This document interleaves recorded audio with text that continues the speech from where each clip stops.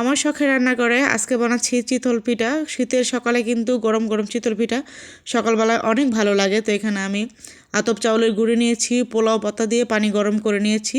তো পানিটা কুসুম গরম নিয়েছি।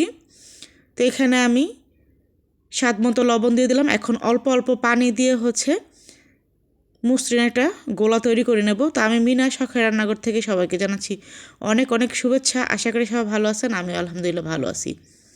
তো দেশ এবং দেশের বাইরে থেকে যে যেখান থেকে আমার এই ভিডিওটা দেখছেন সবাইকে জানাচ্ছি অসংখ্য ধন্যবাদ।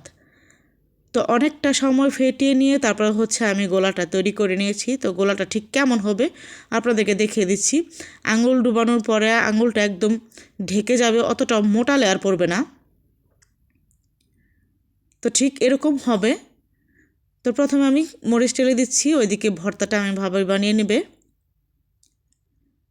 তো তাওয়াটাকে খুব ভালো করে গরম করে এখানে আমি একটা পিঠে দিয়ে দিলাম। আলহামদুলিল্লাহ সবসময় কিন্তু আমরা ক্যামেরাতে ভালো জিনিসগুলোই দেখাই। তো এই দেখেন প্রথম পিঠাটা কিন্তু আমার একদমই অতটা সুন্দর হয়নি। তারপর দ্বিতীয় পিঠাটা দিলাম। তো 3-4টা পিঠা দেওয়ার পরে আমার পিঠা ঠিক হয়েছে। তো প্রথমে পানি দিয়ে ট্রাই করছি, তো তারপরে আর পানি দেইনি আমি। তো অসংখ্য ছিদ্রযুক্ত হয়েছে কিন্তু মাঝখান দিয়ে অতটা ফোলেনি। আমি আপনাদেরকে দেখিয়ে দিচ্ছি ঠিক কেমন হয়েছে। এটাও কিন্তু একটা ভুলের কারণে হয়েছে।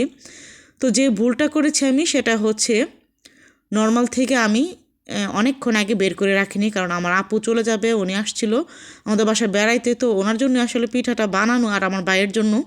আপনারা সবাই জানেন আমার ভাই বিদেশ থেকে আসছে, তো ওনার জন্য পিঠা বানানো, আর আমার বোন যেহেতু চলে যাবে সেজন্য আমি চাউলের গুঁড়িটা একদম ঠান্ডা থাকতে গোলাটা তৈরি করেছি। আমি কিছুটা সময় যদি আগে থেকেই বের করে রেখে দিতাম ফজরের সময় তখন, তো তারপর থেকে যখন গোলাটা নর্মাল টেম্পারেচারে আসছে তখন গিয়ে সবগুলো পিঠে মাশাআল্লাহ সুন্দর হয়েছে।